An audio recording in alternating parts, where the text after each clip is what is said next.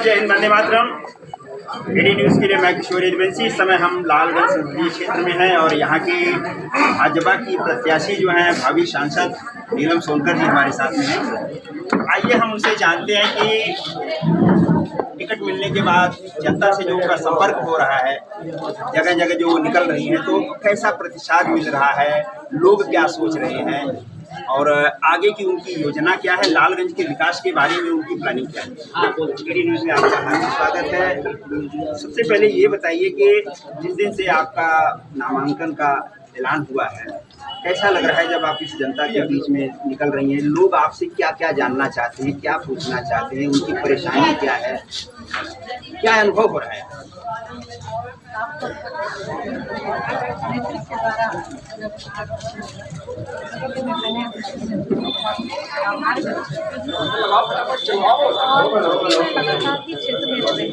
अनेकों कार्यक्रमों में लगातार रहते हैं, नारी शक्ति बंधन, चाहे गाँव चलो, तमाम ऐसी योजनाओं के तहत राष्ट्रीय हम लोग अपनी तरफ से लेकिन उनकी तरफ ये कार्यों को भी लेके लोगों का लगातार ध्यान रहता है। सबका बहुत अच्छा है, सब बहुत उत्साहित है निर्णय को लेकर के। आपके पार्टी में जो बसपा विधायक और सांसद आज़ाद संपत्ति आ तो गए, पर आपके साथ में कहीं नहीं दिखाई दे रहे हैं। अगर साथ में रहते तो थोड़ा और वजन बढ़ता, लोगों का रिस्पांस ज़्यादा मिलता। इस बारे में आप क्या सोच रहे हैं? क्या उन्हें साथ में लेकर के निकलने की कोशिश करेंगे? पार्टी में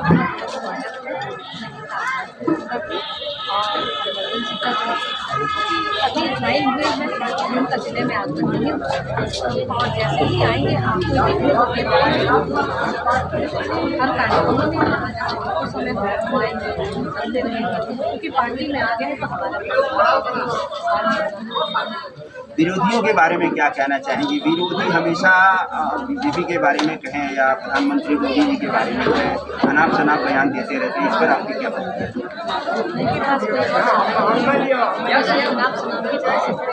और उनके पास कोई मुद्दा नहीं। माननीय प्रधानमंत्री जी ने, माननीय जितने भी उनके मुद्दे हैं सारे खत्म। हम लोग गाँव में जाते हैं, सबसे मिलते हैं, गरीब लोगों की मदद करते हैं, कार्य तो और जिले का भी विकास हो रहा है, देश का भी हो रहा है, देश का लालगंज की एक बहुत पुरानी मांग रही है, उस पर आपने काफ़ी काम भी किया है और पिछली बार जब हम यहाँ पर आए थे योगी जी के चुनाव के समय, तो आपने बताया था कि रेलवे की लाइन का जो काम वो कहाँ तक पहुँचा है, कब तक पूरा होने की उसे में? देखिए, जब मैं सांसद, मैंने इसका सर्वे कराया था, करके भी आवेदन कराए थे, सारी चीज़ें हैं और अभी मुझे लगा बहुत विशेष प्रगति नहीं हुई और मैं आप सबके आशीर्वाद से चाहती हूँ तो उस कार्य को तो मैं निश्चित ही पूरा करूँगी। लालगंज की स्थानीय जनता, आजमगढ़ की जनता ये विश्वास करे, जौनपुर तक की जनता आपसे उम्मीद लगा करके बैठी है, तो विश्वास करे कि ये लाइन पूरी हो जाएगी। तो ये है लालगंज संसदीय क्षेत्र के भाजपा की जो प्रत्याशी हैं नीलम सोनकर जी। इन्होंने अपने क्षेत्र के विकास के बारे में आप सबसे एडी न्यूज़ से खुल करके जो है बातें की हैं। उसके लिए आपका सबका बहुत बहुत धन्यवाद। और ऐसे ही किसी एक और प्रत्याशी और एक नई खबर के साथ हम आपके सामने फिर हाजिर होंगे। तब तक के लिए नमस्कार, जय हिंद। नमस्कार, जय हिंद, वंदे मातरम। एडी न्यूज़ के लिए मैं किशोर यदुवंशी। इस समय हम लालगंज संसदीय क्षेत्र में हैं और ग्राम चौकी खैरा में यहाँ पर एक जन संवाद का बनाया गया है। यहाँ पर लोगों को उनकी योजनाओं के बारे में प्रधान जी और यहाँ के मंडल अध्यक्ष, तमाम पदाधिकारी उनकी जानकारी दे रहे हैं और उनसे कोई शिकायत अगर उनकी, उस बारे में उन्होंने पब्लिक से आग्रह किया है कि आप इसकी जानकारी हमें दीजिए। और आने वाले समय में जो चुनाव चल रहा है और उसका जो पूरा प्रचार एक तरह से कहा जाए, जनसंपर्क कहा जाए, वो सारी चीज़ें ये करने के लिए यहाँ पे तैयारी चल रही है। और यहाँ पर लालगंज संसदीय क्षेत्र के जो प्रत्याशी हैं नीलम सोनकर जी वो भी आने वाली हैं और जनता की समस्या को सुनने के लिए यहाँ पर आ रही हैं। तो आइए हम जानते हैं यहाँ के मंडल अध्यक्ष जो है विक्रांत जी, उनसे हम जानते हैं कि इस सभा का आयोजन किस तरह से किया। भाई जरा बताइए कि सभा का उद्देश्य क्या है, आप लोग किस लिए? यह सभा एक जो है जनता से संवाद करने के लिए रखा गया है। हमारी जो प्रत्याशी हैं आदरणीय मियां नीलम सोनकर जी, वो जनता के बीच में आकर के अपनी बातें रखेंगी। और भी हम लोगों ने, अब प्रधान जी ने और सभी सरकार की योजनाएं भी जनता को बताई है। उन योजनाओं में अगर कहीं किसी टेक्निकल वजह से किसी का कुछ दिक्कत परेशानी बढ़ रही है तो उसको हम लोग नोट डाउन कर रहे हैं। ऐसे भी हमारी सरकार ने विकसित भारत यात्रा के माध्यम से गांव-गांव में अधिकारियों को भेज करके यह जानकारी प्राप्त की कि किसको सुविधाओं का लाभ सही से मिल पा रहा है, किसको नहीं मिल पा रहा है। उसका एक जिलावार एक रजिस्टर बना है, ब्लॉक वाइज। उस रजिस्टर के हिसाब से उन योजनाओं को पाने में क्या दिक्कतें आई हैं, उन दिक्कतों को दूर करने का भी हमारी सरकार प्रयास कर रही है। तो ये तो प्रदेश सरकार का काम है। जो केंद्र सरकार की योजनाएं हैं, वो योजनाओं को किस प्रकार जनता में लाया जाएगा, इस सब चीज़ों को बताने के लिए हम लोग ने जनता को आज यहाँ बुलाया था, जागरूक करने के लिए और अपने प्रत्याशी से मिलाने के लिए। थोड़ी देर बाद हम लोग की प्रत्याशी आएंगे और हम लोगों को प्रत्याशी मैटर नहीं करता है, हम लोग को मोदी जी का हाथ मजबूत करना है। और इस बार हम लोग भारी से भारी संख्या में वोट करके कमल का फूल लालगंज से भी खिलाकर भेजेंगे। यही इसीलिए हम लोग आज इस सभा में जुटे हैं। हाँ जी, आप बताइए कि आपके इसका क्या उद्देश्य है, यहाँ पर जो जनता आपने जो इकट्ठा किया है उसको आप क्या समझाना चाहते हैं? मैं यहाँ पर जो उपस्थित जनता है, यह जो है हमारे माननीय प्रधानमंत्री जी द्वारा जो योजना चलाई जा रही है, जैसे कि जब से कोरोना काल का समय शुरू हुआ था तब से जो है हमारे सभी जनता को 5 किलो पर यूनिट राशन का काम देने का कार्य कर रही है। और जो पेंशन थी 500 से, यह मोदी सरकार और योगी सरकार ने वृद्ध महिलाएं, माता बहनों एवं विकलांग लोगों एवं जो है विधवा महिलाओं को 500 से बढ़ा के 1000 रुपया करने का काम की। और जो है प्रधानमंत्री और मुख्यमंत्री द्वारा जो है आवास योजना जो है पूरे ब्लॉक में जो है अब तक जब से हमारा भारत आज़ाद हुआ है तब तक इतना आवास इस समय आया है, कभी नहीं आया था। और जो है लगभग मोदी जी की यह सरकार जो है इतना अच्छा काम कर रही है कि अगर मैं जिसको आवास दे रहा हूँ उसको आवास बनाने का जिम्मेदारी प्रधान और सेक्रेटरी के ऊपर सुपुर्द कर दी है कि अगर आप पैसा दिला रहे आवास नहीं बना पाएंगे तो आपको रिकवरी करना होगा। ऐसे पहले जो है सरकारों में नहीं चल रहा था। प्रधान और सेक्रेटरी के ही ऊपर जनता इल्जाम लगा रही है कि जैसे शौचालय और घर के बदले में 10,000 और 20,000 रुपया दिया जाता है, इसमें कहाँ तक सच्चाई? ये जैसे देखिए सर, 5 उंगली हमारी बराबर नहीं है तो 5 जनप्रतिनिधि बराबर नहीं हो सकते। हो सकता है कि कहीं कोई प्रधान जी द्वारा कुछ गलत काम किया हो, इस चीज़ को मैं नहीं नकार सकता हूँ, मगर मेरे यहाँ जो जनता खड़ी है, मैं किसी को शौचालय देने का काम किया हूँ तो 12,000 रुपया सब ऑनलाइन उनके खाते में जा रहा है। ऑनलाइन उनके खाते में पैसा जा रहा है। किसी जनता से आप पूछ लीजिए, मैं किसी से एक पैसा लेने का काम नहीं कर रहा हूं। और प्रधानमंत्री किसान निधि द्वारा जो कि एक साल में 3 बार 6,000 रुपये का किस्त आ रही है, जिससे किसान हमारे भाई जो है उस पैसे से पाकर अपने कृषि का कार्य कर रहे हैं, जिससे कृषि का कार्य होने के कारण हमारे किसान भाई भी मजबूत हो रहे हैं। और प्रधानमंत्री द्वारा जो उज्ज्वला गैस की योजना चलाई जा रही है, हमारे घर की माताएं बहनें पहले जो है आग मुंह से फूंक के जलाती थी, जिससे उनके फेफड़े में जकड़ हो जाता था।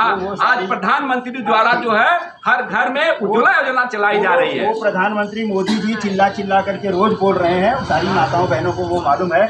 ये बताइए कि यहाँ पर इस विधानसभा क्षेत्र से नीलम जी एक बार चुनाव लड़ी और वो विधानसभा का चुनाव हार चुकी है, तो आप क्या इस बार इतनी तैयारी है आपकी कि आप उनको विजयी बना सकते हैं, संसद में ले जा सकते हैं? सर, मैं जो है अब हमारे ग्राम सभा में मैं यहाँ की जो प्रत्याशी हैं उनके बारे में तो मैं इसके बाद बोलना चाह रहा हूँ। पहले मैं अपने देश के प्रधानमंत्री मोदी जी, देश के एक सेकंड आज जो है मोदी जी की देन है कि आज हमारे ग्राम सभा में एक अमृत सरोवर का निर्माण हुआ है, जो इतना सुंदर बना हुआ है कि रोज रास्ते में चल के देख रहे हैं। तो अगली बार जो नीलम सोनकर जी हमारे यहाँ प्रत्याशी थी और एक बार चुनाव जीती भी है, वो सांसद भी रह चुकी हैं, तो उनके द्वारा हमारे ग्राम सभा में जब सांसद थी तो एक इंडिया मार्का बाबा भीमराव साहब अम्बेडकर का एक पूजनीय स्थल है वहाँ पर उनके द्वारा लगाया गया था और उनके द्वारा एक सोलर लाइट भी लगवाया गया था। आज क्या कर रही हैं? आज चुनाव हारने के बाद पलना पर आज तक नहीं दिखाई दी। पलना के पोखरे की धाम की दुर्दशा इतनी हुई है, कैसे आप विश्वास करते हैं कि आप लोग उनको जिता लें? तो हम लोग जो है कार्यकर्ता जो है मेहनत कर रहे हैं, जनता के बीच में जा रहे हैं कि आप प्रत्याशी को न देखते हुए आप अपने देश के बारे में सोचिए और हमारे यशस्वी प्रधानमंत्री को अगर आप जिताएंगे और हमारी सरकार बनेगी तो नीलम सोनकर की भी मजबूरी हो जाएगी कि यहाँ विकास का काम उनको करना होगा, क्योंकि भ्रष्टाचार मुक्त सरकार है। इसमें जो है नेताओं को देखिए ईडी की जांच चल रही है, अगर वो आय से ज्यादा पैसा रख लेंगे तो उनको ईडी पकड़ लेगी, इसलिए अब विकास होना निश्चित है सांसद जी द्वारा। विरोधी लोग ये बोलते हैं कि ईडी जो है मोदी जी की सरकार द्वारा विरोधियों को तंग करने का, परेशान करने का एक हथकंडा है। कितना सहमत है आप इससे, आप बताइए। ये इससे मैं एकदम सहमत नहीं हूँ। अच्छा, वो लोगों के पास कोई योजना नहीं है, न तो कोई अथवा मतलब दिमाग में कोई अथवा है और चुनाव सर पर है और वो लोग प्रोपेगेंडा जो है कि मोदी जी के ऊपर लगा रहे हैं। आपने बहन जी के बसपा के दोनों प्रत्याशियों को आपने गोद लिया है आपकी पार्टी ने, तो क्या समझ करके लिया है? क्या उन्हें भी लोग कहते हैं कि उन्हें भी ईडी का डर दिखा करके इस तरह से मोदी जी ने अपने पक्ष में किया है क्योंकि भविष्य में वो चुनौती दे सकती थी? हमने न तो उनको डर दिया है न तो उनको कुछ दबाव दिया है। उनको मोदी जी की और योगी जी के कार्यों को देख करके वो पसंद हो करके उनके कार्यों से वह भारतीय जनता पार्टी की सदस्यता ग्रहण किए हैं। और देखिए पंजाब में एक कार्यक्रम है, आगे का खड़े हो गए। हाँ, पंजाब में एक कार्यक्रम में जो कि गाना आपने सुना, जो राम को लाए हैं हम उनको लाएंगे, वो गाना सुन करके एक कांग्रेसी विधायक जो है भारतीय जनता पार्टी में उस सभा में ही सम्मिलित हो गए। तो ये लोगों का हृदय परिवर्तन इस तरह से अचानक होता है? देखिए, हृदय परिवर्तन होने के लिए क्षण भर का देरी लगती है। और रह गई बात जो आप ईडी की डर की बात कर रहे हैं, तो एक बात बताइए आप, ईडी चलो हमने रखा है, हमारी सरकार ईडी भेज रही है, लेकिन क्या उन मंत्रियों के पास, उन काले धन जमा करने वालों के पास पैसा भी हमारी सरकार भेज रही है? नहीं, पैसा तो वहीं निकल रहा है ना जहाँ ईडी जा रही है, छापामारी हो रही है, पैसा निकल रहा है, तो मतलब कुछ गलत काम हुआ है, ईडी जाके कर रही है सही। तो ईडी के ऊपर ये आरोप मत लगाइए, स्वतंत्र जांच एजेंसियां हैं। हाँ, सरकार ये कह सकती है कि भाई हाँ, किसी प्रभाव में अगर आप इनके यहाँ छापा नहीं डाल रहे तो इनके यहाँ छापा डालिए और इनसे काला धन वसूल के लाइए, जनता के हित में लगाइए। बहुत अच्छा।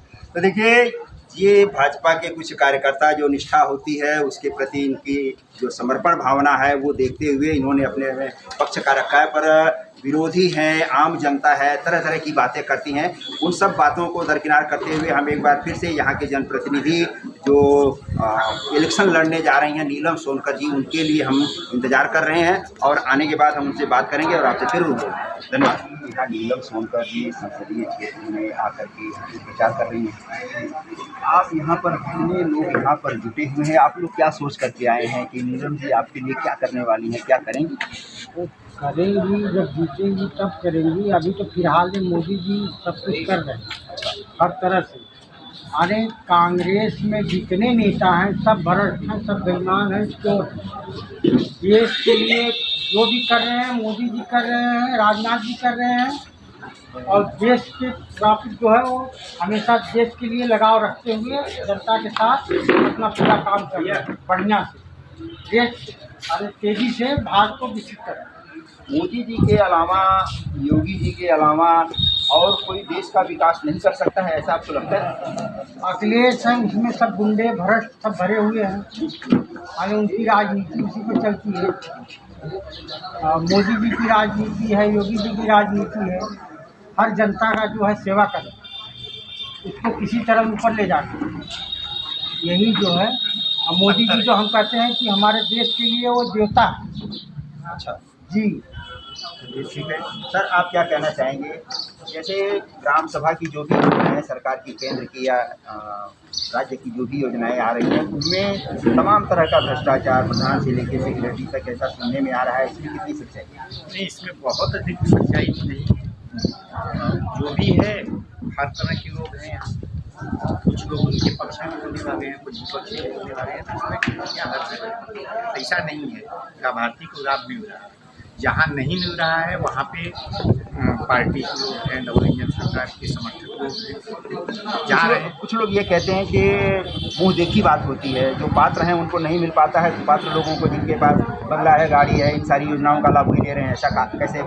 इसको इनकारा नहीं जा सकता। कहीं कहीं ऐसा देखने को मिलता है कि जो पात्र नहीं है उनको मिल रहा है, जो पात्र है उनको नहीं मतलब मिल पा रहा है। पक्षपात की बात है कहीं न कहीं। कुछ न है, कुछ नहीं। चलिए, धन्यवाद। आपने मुझे अपने बेहतरीन विचारों से अवगत कराया। जनता को ये संदेश जाएगा कि इनमें कितनी सच्चाई है और कितनी सच्चाई नहीं है, और इस पे जनता मंथन करेगी, और आगामी चुनाव में नीलम सोनकर जी के बारे में क्या सोचती है जनता, ये तो आने वाला समय ही बताएगा। धन्यवाद।